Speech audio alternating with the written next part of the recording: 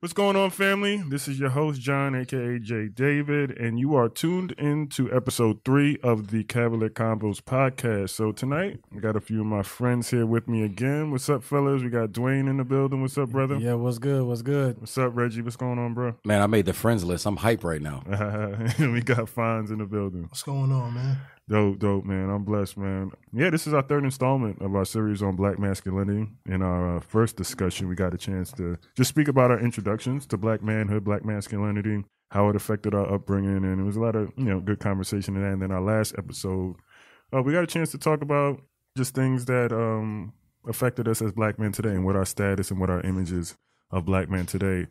Today, in tonight's episode, I wanted to have a discussion on, what are some of our fears as Black men, and what are some things that hold us back from reaching our potential. And I wanted to just ask you fellas, what is one of your greatest fears as a Black man living in America? And I know there's a lot that probably comes to mind, but I guess, This might come different for some people, but mine is complacency. Mm-hmm. And what I mean by that is I don't want to become complacent in understanding who I am. I don't want to become complacent in understanding who I'm perceived to be. I don't want to become complacent in who I'm trying to develop myself to be. Because the reality of the situation is we cannot forget about what's around us. It's easy in my mind, I'm saying this, right? It's easy for me to say I fear a specific thing. I'm not saying that's a bad thing from anybody, but my point is, for me, I'm thinking about the whole picture. And if you lose sight of the whole picture of how you're perceived, where you're trying to go, and what you're trying to do, you can put yourself in a position to be vulnerable to any of the things you may fear or that you may not even know you fear. And so for me, it's about staying locked into and being focused on the path that I want to take for myself, being focused on the things that I want to bring to my community as a Black man to uplift mine and continue to grow in that aspect. Because if I lose sight of that, everything else becomes a potential pitfall. Yeah, you're trying to see the race all the way through, basically, is what you're saying. Yeah, man.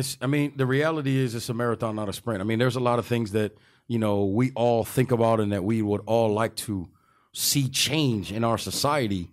And the reality is we can speak up as much as we want, but nothing's going to be fixed overnight. And so we have to see things through the end and continue to push for those things, even though we're not getting the instant gratification. And that's why I say you can't become complacent in thinking, A, nothing's going to change, or you're not going to grow, or you're not going to get better, you're not going to improve. But at the same time, you can't rush the process either, because if you rush the process, that's when you make mistakes. That's what's up. Fonz, you going on? I don't mean Started, man. I thought you was about to get started. Go and raise the offering before D-Lou gets started. No, really. For me, it's something to fear as a Black man.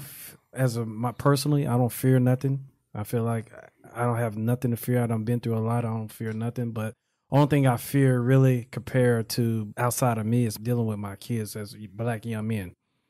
As society go on today and things are getting worse, I fear how things gonna turn out for them. One, our kids for right now, you could tell them they not gonna have Social Security. That's already gonna be one downfall for them as they get older. But being Black men, the way society is going today, it seems like it's going backwards. It started going forward, then it started going backwards. Now it's starting to go backwards because now Black men are being labeled everywhere we go. We don't have enough positive Black men.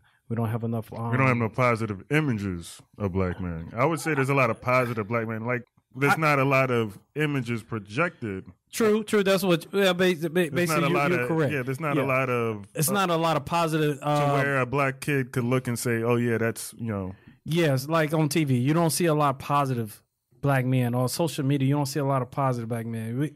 Like the other day, one of our kids, we saw on social media that he was smoking a Black and Mild. He's 12 years old.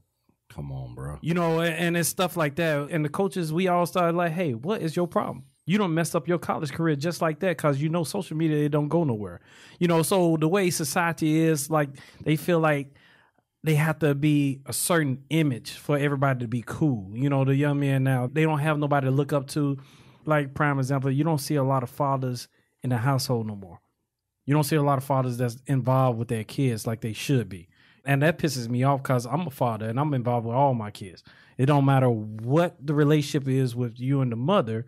If y'all not together, but you have a relationship, you have a responsibility to take care and do what you're supposed to do for your kids. I feel like that's what I fear where our kids, the society, things are going around in today's time. As they get older, I feel like it's going to get worse. Yeah, the thing for me, I would say, as far as what scares me the most is probably leaving this earth without leaving a legacy. Like, I understand, like, time, right? We have time. And to be honest, like, God be our helper. We have time on our side. Like, we got at least 40, 50 years left of life to live, God willing. But sometimes that time is a luxury, but it could be gone really fast.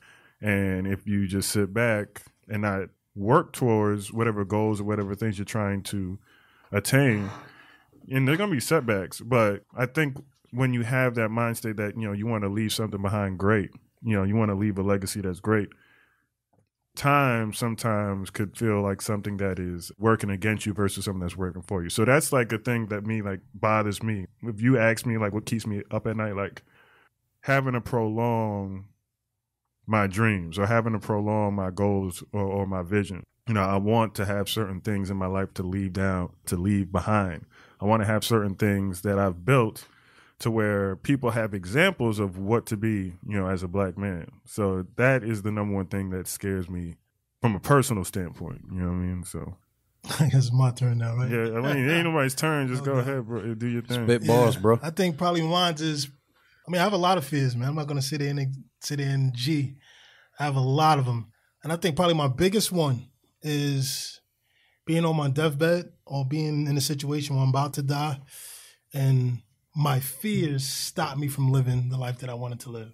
Mm. So that's probably like my biggest, and I think about that on a consistent basis of I'm about to leave the earth or maybe the death angel comes like, all right, Iphonzo, it's time to roll. Right. And I'm looking going, I should have my done. fears stop me from doing this. Yeah.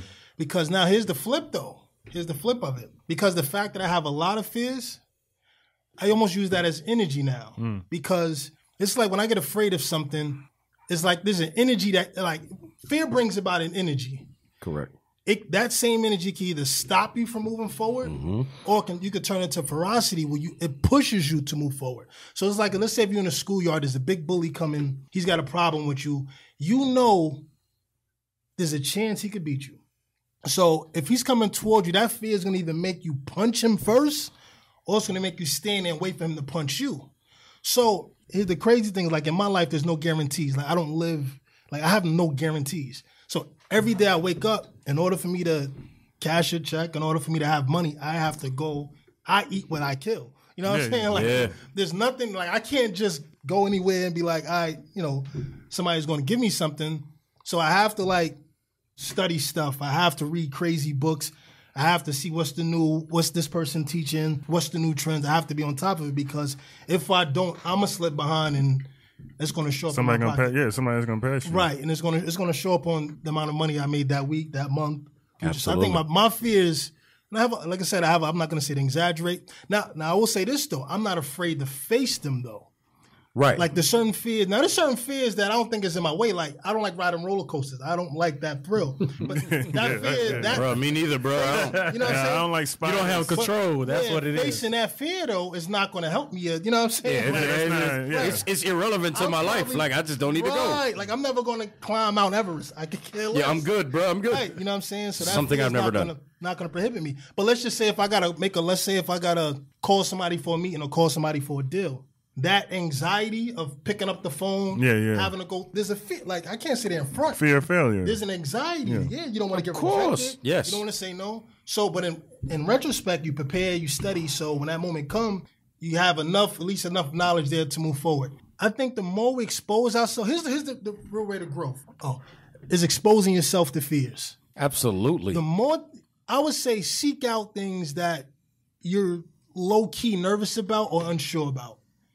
And do those things on a consistent basis. You gotta make yourself uncomfortable, right? Because you gotta get comfortable being uncomfortable. Yeah, that's that joint. I heard coaches say that. It's a great cliche. It's a great quote. But then you go, so what does that mean though? some people don't know what it means to be uncomfortable. You know, they don't understand that you got to get uncomfortable to be comfortable, like you say. Well, our people, I would say, in the perspective when it comes to us as black men, right, or black people, black men, right, comfortable. The reason why we don't see necessarily like as much progress as we should, is because a lot of us, and I could say that at one point I was probably like this. We all probably could identify with this, that you get comfortable in American society, especially like if you're able to, you know, get some type of success, like you're able to get certain jobs or get certain positions in corporate America, or, you know, basically, because like I played ball in college, right? And I know Reggie could probably, Dwayne, you played, basically both of y'all played, Reggie and Dwayne both played football in college, played pro ball too as well. So you could kind of get this thing where you get into these spaces where, you know, you're treated a little bit better than some of your friends back home because, you know, you could play ball.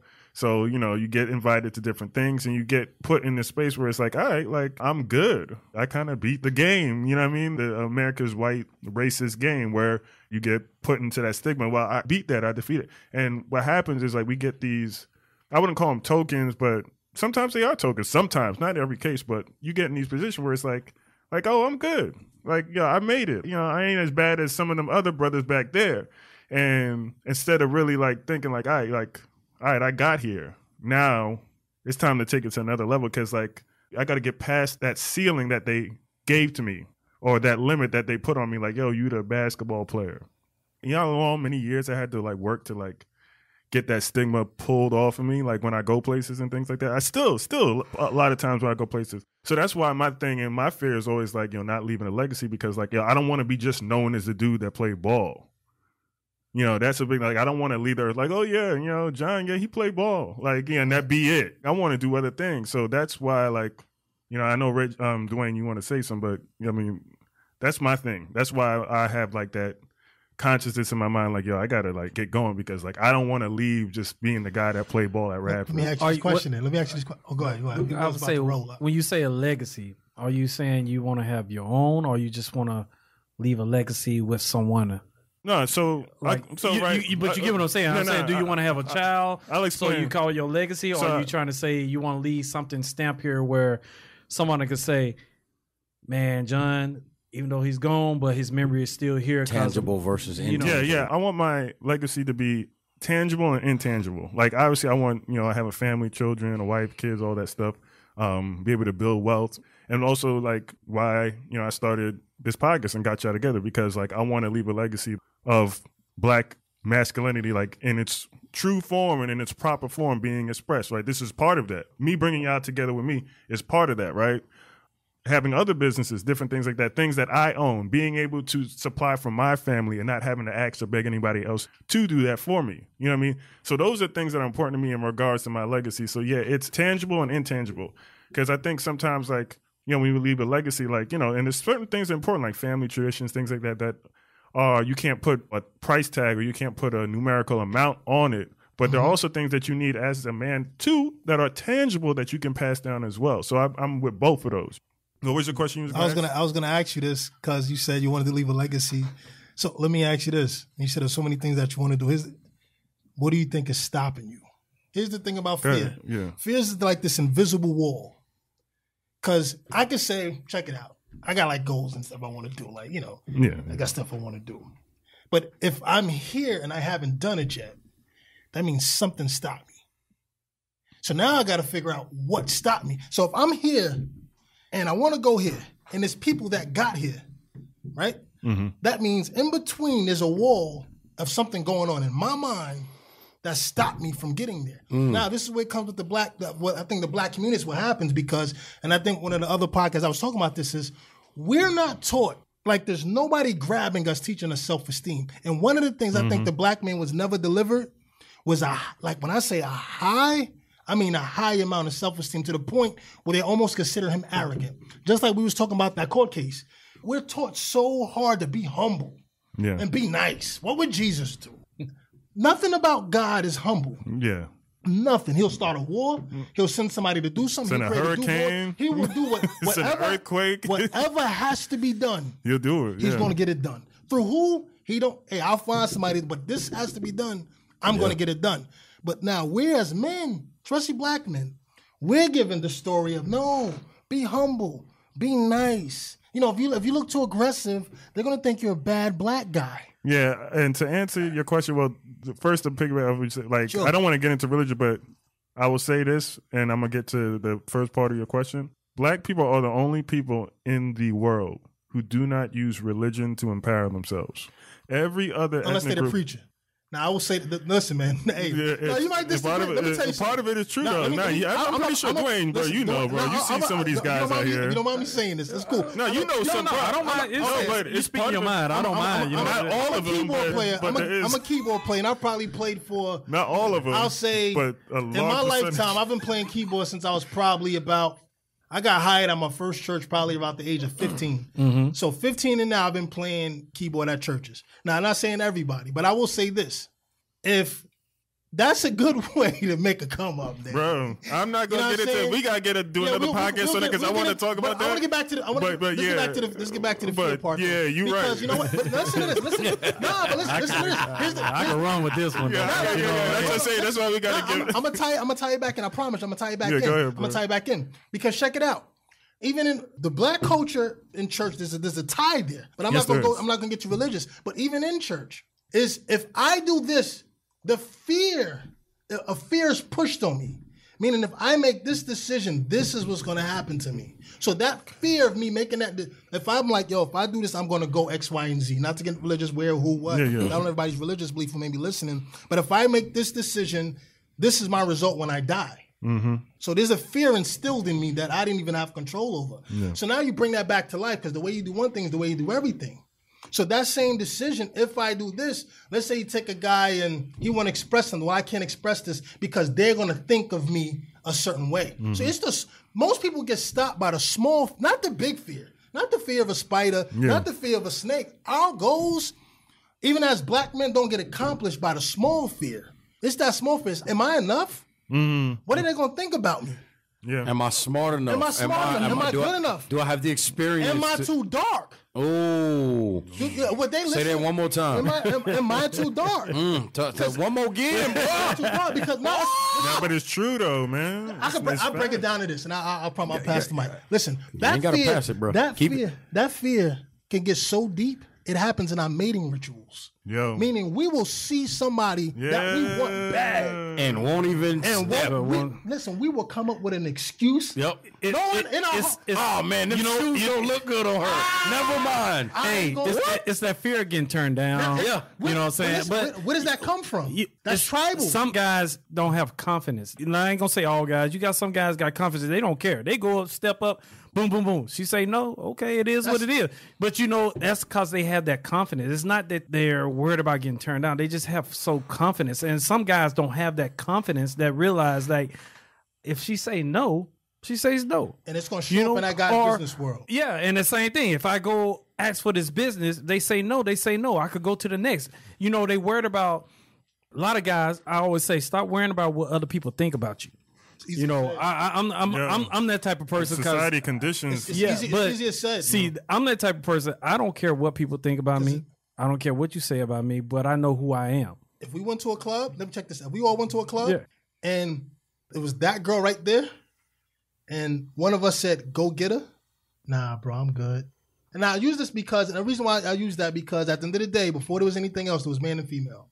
Before there was money, before there was jobs, before there was buildings, there was earth, there was man, and there was woman. So a lot of our fears, check this out, this is some real stuff. A lot of our fears, if you can figure out what's going on in your mating ritual, that same confidence you develop there moves on to your business. Everything in business is sold around the mating ritual, sex.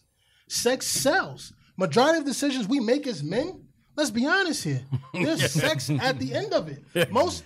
Sex drives a man. You put take a guy that lift weights, take a guy that play basketball, any sport. That's why they got the cheerleaders. Because sex is proven that sex raises a man's testosterone. But that fear will lower his testosterone. So it's like, we're designed to do this. If we get excited, we do this. Right? You know what I mean? Yeah. You ain't got to pause. We grown men. We grown men. What happens when fear steps in? We do this. Guess what does this? Vagina. So when we fear, we turn into the opposite sex. We're designed to be hunters. We're designed to go get it. We're designed to go provide. Like you said, but that's not taught. As a black man, we're taught to be humble, to be nice. Don't cross this line. Don't push the envelope. We're taught to be humble. Let's wait for our 40 acres and a mule. You know, we're taught to be the victims. That part. I ain't go. We're taught to be victims. We're victims of what the white man did to us. We're not taught to say, hey, the world is set up the way the world is set up. But I still could get mine, Daddy. But my thing is, like, a lot of people are saying they're waiting on that 40 acres and a mule. I had a conversation with a guy that came into my bank the other day. Me and him had a long conversation. And he said, people need to stop waiting on their 40 acres and a mule. He said, we always waiting on it, complain about, oh, we never received this and never received that. Stop waiting on it. Go get what you need to get. Not only that, stop sitting back and waiting on somebody else to give something to you. Get out and earn it and do what you need to do. You know what I'm saying? So, like you say, black man, we sitting back and waiting on somebody to give something to us instead of just going out and doing it and getting it. Because that's how you're going to be the head of the household. If you get out and do what you're supposed to do and start sitting back like waiting, like, okay, I got to wait on. If you looking for a job, you're not going to sit at home and wait for somebody to call you. You're going to be out there trying to get a job. Finding a full-time job is a full-time job. Yeah. You out there from 8 in the morning till it's time to come home. Whatever, you take your own lunch. You out there looking for a job. You're not sitting at home like, oh, I'm waiting on them to call. Playing Madden and stuff. Yeah. Or Call of Duty or whatever you want to do. Fortnite, whatever that game is. But that's what I'm saying. As a man, you got to be able to go out and get it. You can't sit back and wait for somebody to give something to you. And half of these jokers waiting on a 40 acres and a mule don't even know what to do with 40 acres or no damn mule. So don't even get me started on that. You can holler about where my stuff because that's another piece of it, right? There's so much discussion about if I had this, if I could do that. That's part of that fear you was talking about, Iphonzo. People are afraid. Like, I know so many people that are like, I'm going to do this in business, but I ain't got the money. There's a whole lot of banks. If your credit is right, don't ask them for their money. Sell your car. But you know what I'm saying? Sell your car. All of that. You got a $20,000 all of car. that. And my point in saying that is, come talk to me. You can have you build your credit. you can have all of the things. Do you know what the hell you gonna do with it? Because a lot of people don't know what the hell they're gonna do with it. They don't. Listen to this. So that right, and that's why. Now listen to this. And that's why I talk about fear of complacency, because I don't want to get to the point to where I go, well, I got enough to do what I got to do to survive. That's another. I'm not letting that happen. I want to, like, in regards to when you get money, what you gonna do with it? That's another one of my fears, bro. Because, like, I don't want money to change. I'm scared of money changing me. Like, obviously, you change. Like, you don't do certain things. Like, you don't hang around certain places. You don't do certain things. But I'm afraid of the money changing me to the point where I become either self-righteous or it pulls me away from God, you know, my relationship with God, because that's very easy. You know what I mean? When you have access, when you have money, you have access. Mm-hmm. So that's another thing that I'm scared. Like, look, I literally pray every night, like, yo, like, God, teach me how to be a good steward of what you give me. Get the money.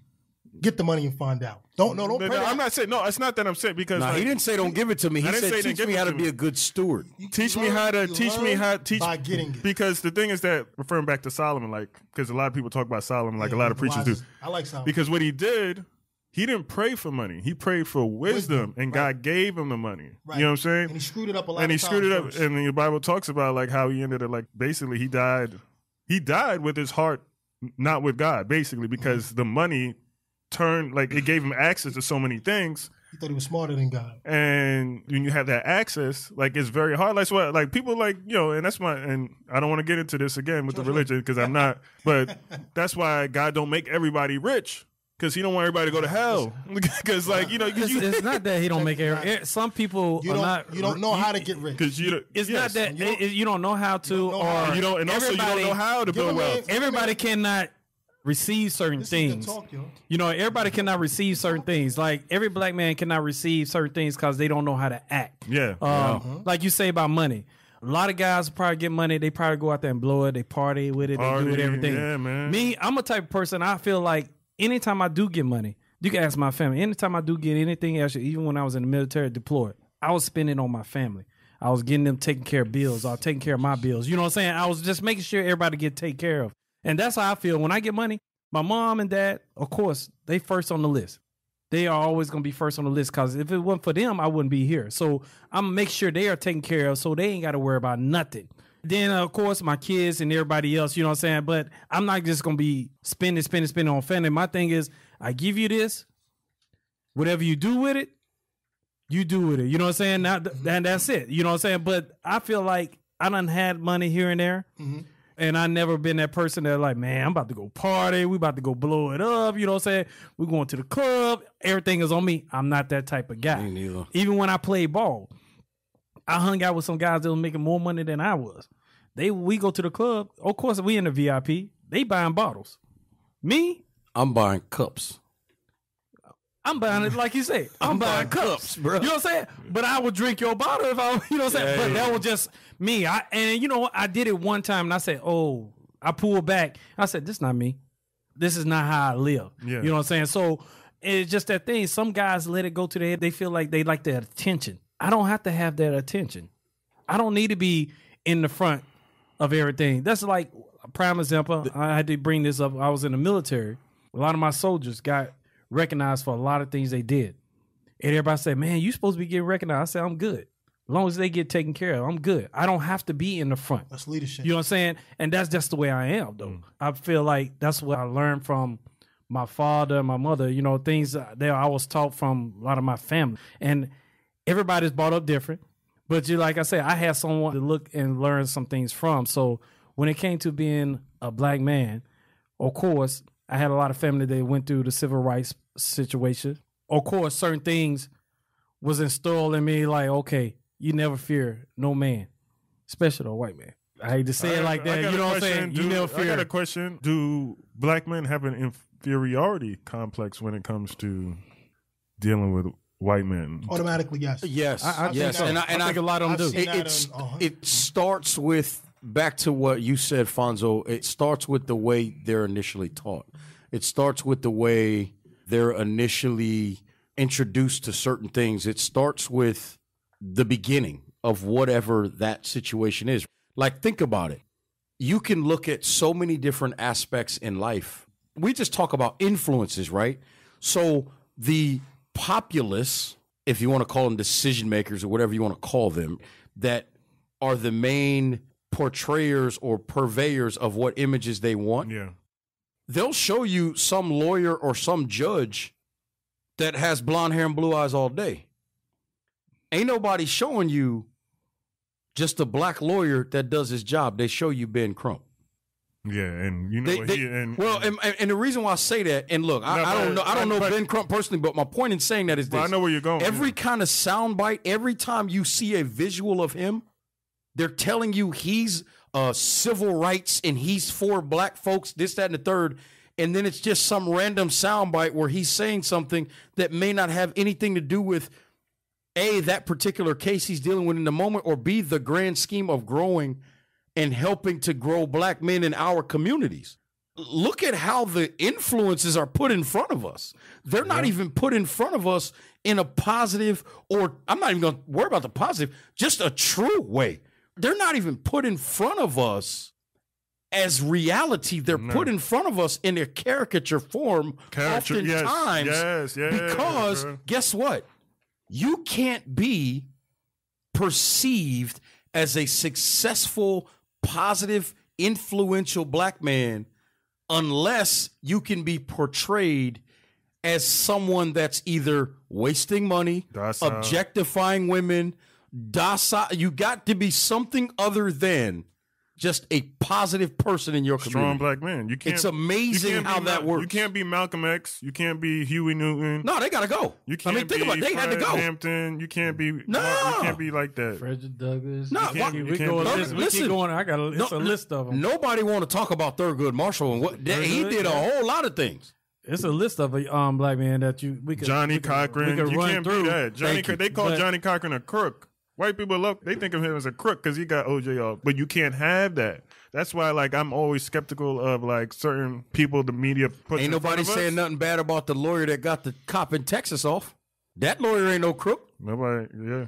Nobody. Church. I'm gonna leave that right there. But you know that's the way Well, society is portrayed. Didn't get so the cop that's, off, but you know what I'm saying. But that's the way society is portrayed. So that's why we always say that's not enough positive images of black men showing, because you could show it's numerous of black men. Like we say, we could run a list. It's a list. Not even talking about back in the day. No, I'm talking about as today era. It's a list. I'm talking about. Well, what I'm saying is that the type of men that black men actually need to be, right, to really change the community, those men are not promoted. So that's why you have that inferiority complex, because it's like you have guys like, I don't care really, Don Lemon, who he's not threatening, but he's got a major platform. He's all over the place. Tyler Perry.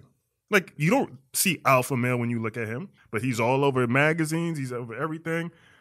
And not disrespecting, but the kind of men that you need to lead households, the kind of men that you need to be leaders and really teach black men how to really love their wife. And like, Tyler Perry's a single man. But those are the examples. So why you have these inferiority complexes? Why? Because they don't see exactly like what exactly is a strong man. I mean, everything else is like. I could say this about not saying about Tyler Perry, but some of the men that we might know. There's a lot of strong men out there that they don't let the society into their lifestyle in the house. That's like, what I'm saying. For right. example, I'm gonna say Denzel. Denzel. Everybody know who Denzel is. Like Denzel's He's a good married, example. had kids. His son went to college. His son actually went to Morehouse College and everything. Things like that, and his acting and everything. People don't know about his lifestyle, but it's because he don't let society into his lifestyle and into his household, because that's what he's supposed to do. He protect his family. And people are like, oh, he's just a movie star. No, Denzel has a family. He has a wife. He don't raise his kids. And people don't know this side about him because all they see is the movie of Denzel, but they don't realize he's protecting his family from the social media. Correct. The bad, negative part. That's my point, though, right? That's my exact point. The light. Is when they discuss him, they only discuss the filmography. Yeah. They don't even mention that he has college-educated kids. He has a wife. You don't have to, right? You don't. I was going to get to that in a different way, but yes, That he even has a wife. I guess my point in saying that is, you don't have to do a deep dive to know that man uplifts his wife. Yeah. That man, real rap, keep it 100. If everybody do the math, and you need to sit down and listen to an interview done by John David Washington, where he talked about how his mother helped his father. His mother's a writer. Mm-hmm. She helped Denzel get on. Okay? So clearly that man understands, Denzel I'm talking about now, he knows how he got where he got. He knows the impact of his life that came from the woman that he's married to and calls the mother of his children, that is his queen. He understands that. He doesn't belittle that, but he doesn't push himself too high neither. Mm-hmm. Yeah. What he does is he understands the union they have and the children they raised and the legacy that he's leaving in his family down the line. But it starts with understanding that for him, and I think this is what a lot of young black men need to understand, we don't have to fit into the box that is portrayed to be considered an uplifting, righteous, properly growing, right, if you will, black man. Yeah. We have to do what's right. Leadership. To be that and be those stewards of knowledge, information, and growth in our communities. And the problem is, the fear is, let's call it what it is. When you do things the right way, based on the perception that's out there, the fear is not being accepted because you're doing what's right. Leadership is not a that mass. goes back to that fear you talked about. Leadership is not a mass movement. It's not an inclusive thing. Leadership is not inclusive. Leadership is exclusive. Yeah. Leadership is looking to get as many busters and jokers out of the way so we can actually get some work done. That's what leadership is. Leadership is not carrying a bunch of people around like, yeah. Well, Harriet Tubman, and like she's a black woman, but this is a good example. Coming out too. I heard the movie was trash, but word. Oh yeah, but I saw a trailer. But listen, dope, but Harriet Tubman, when she would go to Underground Railroad, right, and that's a good example, right? She would bring a shotgun, not for the slave owners. It'd be for the Negroes. It'd be for the people that's still gonna go back, the tattletales, the sellouts, the people who's gonna tell and snitch or try to run back. The shotgun was for them. Leadership is not a thing where if you're a leader, you're looking to see, all right, who's about to turn code in? Who's about to play, like, try to run back after we done cross the board? Who's going to try and run back to stop progress? Who's going to stop progress? That's what leadership is. And like, I think, and it's not, I think, like we see it all the time. Like, black people don't want, or I say black men are afraid to lead. Some black men, yeah, a lot, like no, and some. Yes, you're very right, Sorry, I apologize. Yeah, most men, a lot of them guys are never taught. They haven't been taught to lead. If you put a lot of guys was born was like. Yeah, I don't want to say black men in general. Yeah, that's because I don't want to, because I hate when people say stuff like that. It could be. There's a. Most of them got single mothers. Yeah. See, in order for a man to develop leadership, that man himself have to be put his back against the wall. You have to be willing to stand alone too. Yeah. Just because the guy say he's a quote leader, I don't mean I'm gonna follow him, because it's gonna show who he really is. Mm-hmm. So if that guy shows that he's an actual leader, then he's not gonna have to ask people to follow him. Right, he's automatically gonna get fired. And a lot of black men is raising homes with single black mothers. True. So they're not taught how to lead, they're taught to be nice. So now you take that guy and throw him into the world, you throw him around a bunch of men, he's not taught how to make men follow him. He's taught how to cooperate with the men. But see, another thing with that, you got to know, like black men, they got to know what's positive leadership and what's negative leadership. Because leadership, we might not disagree, but leadership, if leadership is this, if I'm going right, and there's people coming behind me. If you ain't got no followers, you're not no leader. I'm not saying create drug dealers. No. What I'm saying, I think I get what you're saying. No, but I'll put it like this. A leader doesn't have to ask anyone to follow. When the leader goes right, people just go right. Right. And if they don't, he keeps moving. And he can get them to go. Listen, let me tell you. If you run a business, I ran a hookah lounge for them. If you run a business, right? People don't want to listen. You run a business, there's gonna be people that don't want to do what you need them to do. And as a leader, it's your job to get them. Because the only way that the train is going to go, okay, who's the podcast? Let's say you got like somebody's coming to watch the podcast and big, investors or something, right? You like, I need everybody to be here. Dwayne said, well, listen, man, I got to go to a family event. Reggie says, hey, man, I got something to do. I got to record. I'm in, Bing Buck 2 whacking. I'm doing what I'm doing, right? So you're now, as a leader, you like in a position. You got a job to do.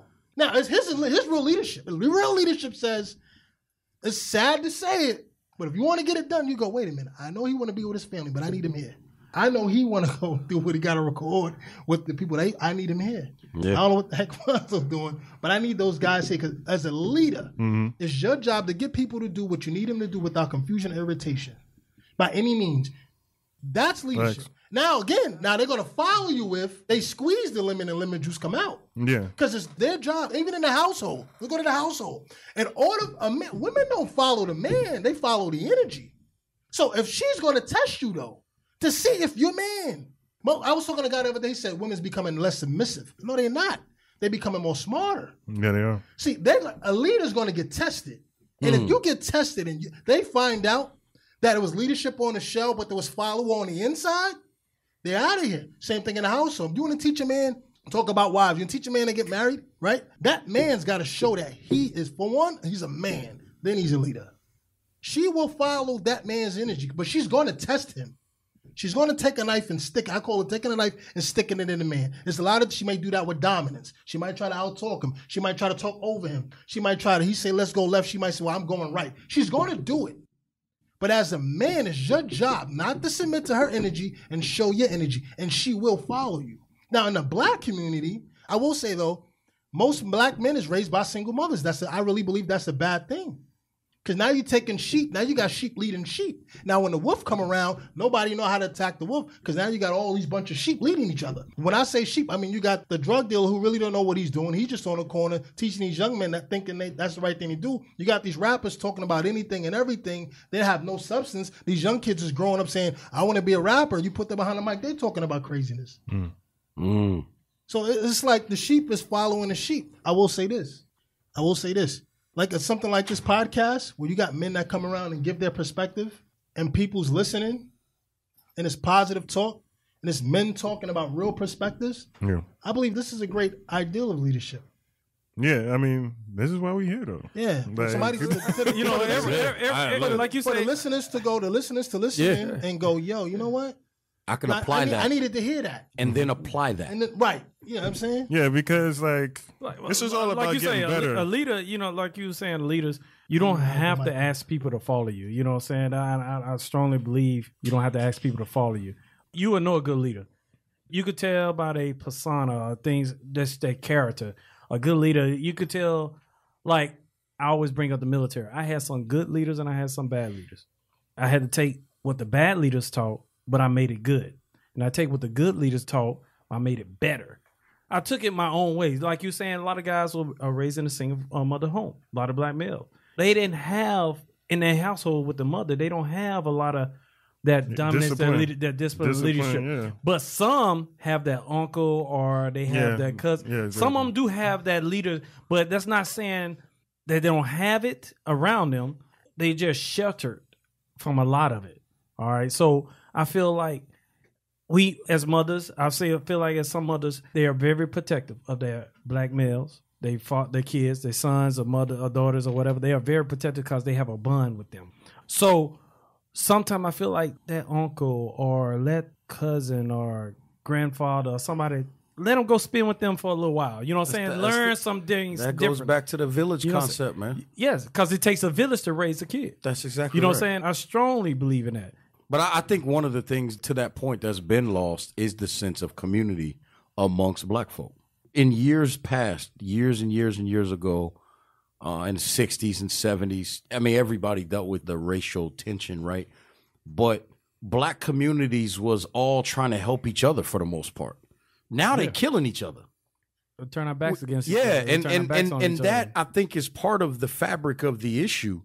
And that's what led to a lot of the single-parent households, fathers not being involved, fathers not just being men. It's a difference between a father and a dad. It's a big difference. I'm going to say that one. It's a difference between a father and a dad. Big difference. And that's part of, really, to be honest, why we here. That's why it says Happy Father's Day, not Happy Dad Day. Right. And I'm not sitting here to become everybody's daddy. But they need it, though. But what I am sitting here to do is to help them understand that there's a difference between a daddy and a father. And it's important to know the difference and grow towards the right one. That's good stuff. Got you. I wanted to. Well, we got a few minutes, so I'll ask you one more question. Man, let's just keep it popping, baby. So, what are some things in your life that you think are keeping you from living out your full potential? Ooh. John swinging the bat. You know what it is for me? There was a stretch of time where I'm closer to it now than I've ever been, but there was a time where, and just to break it down and simplify so the listeners understand what I'm talking about, I do a lot of media things. I talk sports a lot. And because of my background as a player and not having this illustrious 15-year NFL career or whatever, I thought I didn't have a big enough name for people to respect my information. And I have since figured out, if you know what the hell you're talking about, and in my business, right, it's about what goes on tape, what work you put on tape. I realize now I put good work on tape, damn it. I don't care if you know who I am from when I played or not. When I get through talking about the game, you're going to be smarter because you listen to me. But it took me a long time to have that confidence, not arrogance, because confidence is sexy, arrogance is a turnoff. I always use that term. Shout out to my sister. She gave me that. But you have to be confident enough to know your value, your worth, and your ability. And it took me a long time to figure that out. Now that I've figured it out, I feel much better about my career path. You want I go. What's keeping me from my potential? I don't know what my potential is because my potential is very high. I can't say if I start coaching right now that I have not reached my potential, because my thing is I'm not setting myself at one particular thing. If I reach this goal, I got another goal to reach to. So my full potential, it could be to anything, starting cooking. I love cooking. Woo, boy. I love to cook. So everybody know that. Too. Everybody know I get love in to that cook. kitchen quick You know too. what I'm saying? I just did some deer meat today. But anyway. I'm going to do a deer ham next week. But I love to cook. But is there anything stopping me right now? Not really. It's just me taking my time to make sure all my ducks are in order. So I don't feel like something's stopping me from my potential. I just feel like it's just going to take me time. It's a pace. It's a marathon.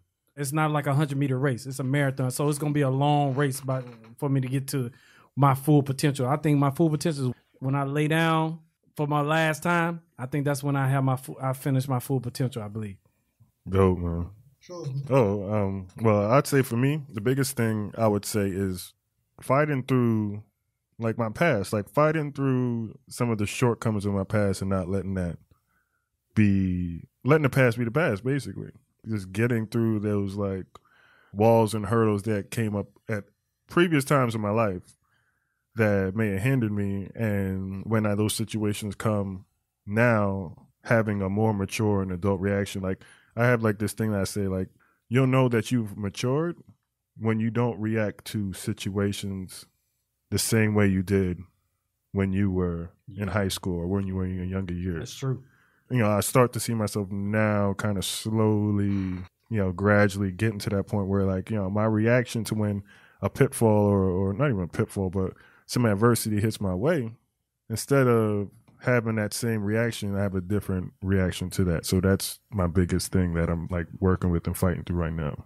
It's called maturity. Lines, what's up? Growth. Mine's probably, if I had to be honest, it'd be very vulnerable with you fellas. Mine's probably self-image.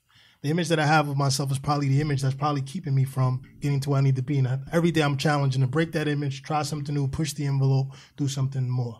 So my own self-concept of who I am is probably what's stopping me from. Because if you can't be the ant and want to carry the tree's going to smash the ant.